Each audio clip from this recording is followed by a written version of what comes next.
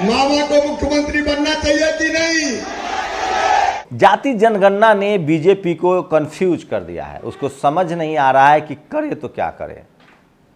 समर्थन करेंगे तो बनेगा नहीं, न समर्थन करेंगे तो चलेगा नहीं। 10% वोटों के लिए 90% वोटों का किनारा नहीं लगा सकते हैं। और जिस तरह की जागरूकता SC ST OBC में आई है उसको आप दरकिनार नहीं कर सकते हैं। तो क्या जाति जनगणना से ध्यान हटाने के लिए CBI इनकम टैक्स ED का इस्तेमाल हो रहा है? और अब अगली बारी किसकी है? और सुप्रीम कोर्ट ने क्या कहा ED पर? संजय सिंह है उसका क्या होगा? और क्या आम आदमी पार्टी का एक और नेता निशाने पर है? नमस्कार, मैं शंभू कुमार सिंह और आप देख रहे हैं नेशनल दस्तक। बिहार ने जाति जनगणना कर बीजेपी के सारे मंसूबे पर पानी फेर दिया है। वहीं विपक्षी दल एक सुर से कह रहे हैं कि हम जाति जनगणना के पक्ष में हैं, लेकिन सवाल है कि बीजेपी इनकार कर रही है। योगी आदित्यनाथ ने पहले ही इनकार कर दिया। दिलीप मंडल ने लिखा है कि जो र्यूमर है, टीवी अखबार जो हर साल जातीय फलाना %, लोगों ने, यादव ने इतना %, मुसलमान इतना %, दलित इतना %, उसकी हकीकत पोल खुल रही है। सोचिए, 100-125 सीट ऐसे हैं यूपी में जिस पर कहा जाता है कि ठाकुर और ब्राह्मण बहुल है। दिलीप मंडल कहते हैं कि अगर जाति जनगणना हो जाए तो ये OBC बहुल सीट निकल जाएगा। OBC की जो जातियां हैं वो जागरूक हो रही है, समझदार हो रही है और उनको लगता है कि उनका हक अधिकार छीना गया है। क्या इसी को मोल्ड करने के लिए इनकम टैक्स ED का इस्तेमाल हो रहा है? संजय सिंह के मोबाइल को लेकर कोर्ट ने कहा कि आपने संजय सिंह का मोबाइल क्यों छीना? अगर उसमें कोई कॉल रिकॉर्ड है या कोई इलेक्ट्रॉनिक डाटा है क्या? और अगर कॉल रिकॉर्ड है तो वो तो आप ऐसे भी कॉल रिकॉर्ड निकाल सकते हैं। वहीं सोचिए, मनीष सिसोदिया की सुनवाई को लेकर सुप्रीम कोर्ट ने कहा कि आपके पास सबूत कहाँ है? आपके पास सबूत नहीं है, आपका तो केस पहले ही दिन गिर जाएगा। मनी ट्रेल कहाँ है? पैसा आया तो गया कहाँ? उसका उपयोग कहाँ हुआ? तो ये तमाम सवाल जो है वो सुप्रीम कोर्ट में दौड़ रहा है और बीजेपी की मुश्किलें बढ़ती जा रही है। मैं फिर कह रहा हूँ, बीजेपी की पॉलिटिकल हालत उस तरह से हो गई है जिस तरह से 2014 में मनमोहन सिंह की हो गई थी। चारों तरफ से आलोचना हो रही है। कांग्रेस को थोड़ी बहुत लीड मिलती हुई दिख रही है, लेकिन सवाल है कि बीजेपी का क्या होगा। शिवराज सिंह चौहान ने एक चुनावी रैली में कहा कि आप नहीं चाहते हैं कि मैं मुख्यमंत्री बनूं, तो क्या बीजेपी जीतेगी मध्य प्रदेश में तो उनको मुख्यमंत्री नहीं बनाएगी? राजस्थान में कहा जा रहा है कि वसुंधरा राजे भी बहुत नाराज चल रही हैं। लेकिन सबसे ज़्यादा बीजेपी को नुकसान जाति जनगणना से हो रहा है। और अगर जो भी पार्टियां जाति जनगणना नहीं कराएंगी, मुझे नहीं लगता है कि 60-65% वाले लोग उसको वोट देंगे।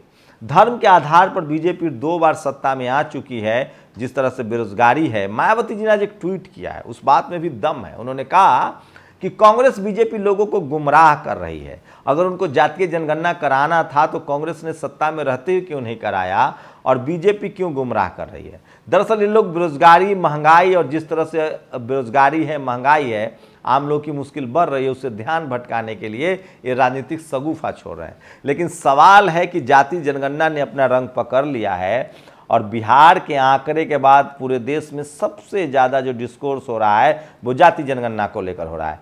तो क्या इनकम टैक्स ED के डर से लोग चुप रह जाएंगे? कहा जा रहा है कि राघव चड्ढा भी निशाने पर है।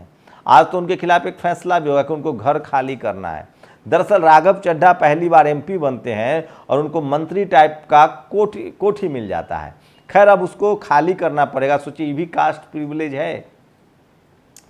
तो बीजेपी के आने के बाद इतना तो हुआ है कि बीजेपी जाति देखकर कार्रवाई नहीं कर रही है, पार्टी देखकर कार्रवाई कर रही है। 3 सवर्ण नेता जेल में हैं, मनीष सिसोदिया, सत्येंद्र जैन और संजय सिंह। और हो सकता है, लोग कह रहे हैं कि राघव चड्ढा की बारी है।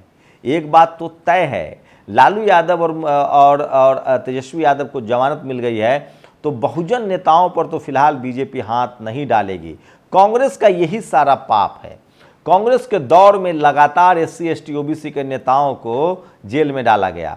मैं फिर कह रहा हूं, जातिवाद, मनुवाद का सबसे ज्यादा अगर किसी ने एक्सपोज किया है तो वो बीजेपी ने किया है। कांग्रेस बहुत महीन खेलती थी, आपको पता है। आज जिस ED का इस्तेमाल हो रहा है उसमें सबसे ज्यादा किसका हाथ है? P चिदम्बरम। आपको याद है सचिन माली, जिसको बहुजन समाज के गाना गाने के लिए महाराष्ट्र में जेल में सराया गया, कांग्रेस की सरकार थी। तो कांग्रेस जो है वो जाति देखकर लोगों को जेल में बंद करती थी। मायावती, मुलायम सिंह यादव, लालू यादव का कैरियर बर्बाद हुआ, शिबू सोरेन को जेल में डाला गया। लेकिन अब कांग्रेस के खुद कोई सहारा नहीं है, सवर्ण समाज ने उसको दुत्कार दिया है, मीडिया उसके खिलाफ है, तो वो जाति जनगणना करा रही। लेकिन सवाल कांग्रेस से तो बनता है कि अभी भी 3 राज्यों में आपकी सरकार है, कर्नाटक में है, छत्तीसगढ़ में है, राजस्थान में है, क्यों नहीं जाति जनगणना करवाना चाहते हैं? दरअसल कांग्रेस जो है ना वो दो मुहा साफ है। वो चाहती, उसको लगता है कि सवर्ण भी वोट कर देंगे और बहुजन का वोट भी ले लेना है। अब ऐसा है नहीं, कांग्रेस को अपना स्टैंड क्लियर करना पड़ेगा। वो तो खड़गे साहब के आने के बाद से थोड़ी पॉपुलैरिटी बढ़ी है। खड़गे साहब ने उस दिन क्लेम भी किया कि हमारे 3 मुख्यमंत्री ओबीसी हैं। सवाल है कि ओबीसी के लिए काम क्या हो रहा है? तो एससी एसटी ओबीसी के लोग अब ज़्यादा सचेत हैं, ज़्यादा समझदार हैं और वो उन्हीं पार्टियों को वोट देंगे जो उनके संवैधानिक अधिकारों के साथ उनके साथ खड़े रहेंगे। तो मुझे लगता है कि फिलहाल तो एससी एसटी ओबीसी के लोग बीजेपी से नाराज हैं और यूपी में जिस तरह से बुलडोजर का मामला चल रहा है, उसका जिस तरह से तमाम एससी एसटी ओबीसी के लोग समर्थन कर रहे हैं, वहाँ अगर बुलडोजर चला तो और इसका बीजेपी का पॉलिटिकल नुकसान हो रहा है। वहीं जो पब्लिक परसेप्शन बन गया है कि इनकम टैक्स ईडी का जिस पर छापा पड़े वो ईमानदार है, वो सत्ता से सवाल पूछ रहा है। देखिए चारों पत्रकार की कितनी वैल्यू बढ़ गई, अभिषार शर्मा और मिलेश और इन लोगों की, अरिंदम, सबको जान गया, पूरा देश जान गया, सारे पॉलिटिकल नेताओं के बयान आने लगे।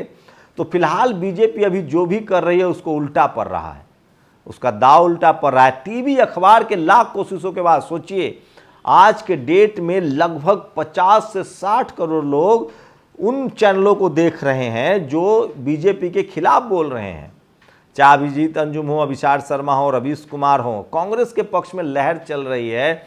सोशल मीडिया पर राहुल गांधी ज़्यादा देखे जा रहे हैं कंपेयर टू नरेंद्र मोदी।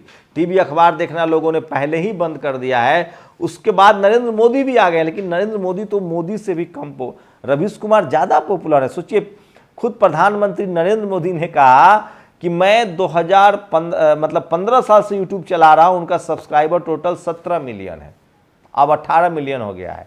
रवीश कुमार पिछले 3-4 महीने में ही उनके सब्सक्राइबर 8 मिलियन हो गए हैं। इसका मतलब उनका जो ग्रोथ है वो प्रधानमंत्री से ज़्यादा है। इसका मतलब यह है कि बीजेपी के सपोर्टरों की संख्या घट रही है। लेकिन सवाल है कि ये जो तमाम जो चैनल्स हैं, जो रवीश हो, अजीत अंजुम हो, अभिसार हो, इसको बहुजन समाज और मुस्लिम समाज के लोग ही देख रहे हैं। तो सवाल इसमें यह बनता है कि ये लोग अभी जाति जनगणना पर इनकी भी चुप्पी है। तो आज के समय में सोशल मीडिया सबकी परत दर परत खोल रहा है। जितने सवर्ण पत्रकार हैं वो भी जाति जनगणना पर चुप हैं, वो भी प्रेम यादव वाले मामले पर चुप हैं, महिला रिजर्वेशन बिल पर भी चुप थे। लेकिन बहुजन समाज बहुत जागरूक हुआ है और यही बीजेपी के लिए मुश्किल है।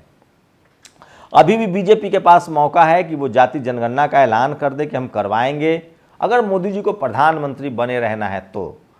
अगर उनको जातीय हित देखना है, आरएसएस के हित देखना है, तो वो ऐसा नहीं भी कर सकते हैं। Collegium system, high court supreme court में एससी एसटी ओबीसी के जज बनने का रास्ता साफ हो, सब जगह 27% रिजर्वेशन किया जाए, एससी एसटी ओबीसी का रिजर्वेशन किया जाए। अगर बीजेपी विशुद्ध पॉलिटिकल पार्टी है, अगर बीजेपी विशुद्ध पॉलिटिकल पार्टी है तो वो एससी एसटी ओबीसी के खिलाफ नहीं जा सकती है, क्योंकि वहाँ वोट जो है वो लगभग 85% है। और अगर वो आरएसएस है, अगर वो जातीय हितों की रक्षक है, तो फिर वो ये फैसला नहीं ले पाएगी। ऐसे में एससी एसटी ओबीसी को लोग उसका साथ छोड़ देंगे। आपको क्या लगता है, क्या इनकम टैक्स ईडी से बीजेपी को नुकसान हो रहा है? क्या जाति जनगणना ने बीजेपी को फंसा दिया है और 2024 में एससी एसटी ओबीसी के लोग कांग्रेस के कोरे वादे पर जाएंगे? सवाल तो यही है कि आज़ादी के 75 साल तक एससी एसटी ओबीसी के लोगों को धोखा ही मिला है। लेकिन सोशल मीडिया आने के बाद जो जागृति आई, आपको क्या लगता है कि अब इनके संवैधानिक अधिकारों को रोकना मुश्किल है और जाति जनगणना ने सारा खेल पलट दिया है? आपकी प्रतिक्रिया बहुत जरूरी है। शुक्रिया। नेशनल दस्तक की आपसे गुजारिश है कि अगर इसको बचाना चाहते हैं तो नेशनल दस्तक को सब्सक्राइब करने के लिए रेड कलर के सब्सक्राइब बटन को दबाएं, फिर बेल आइकन की घंटी दबाएं। नेशनल दस्तक को बचाने के लिए बहुत जरूरी है कि हर खबर को शेयर करें, लाइक करें, कमेंट जरूर करें।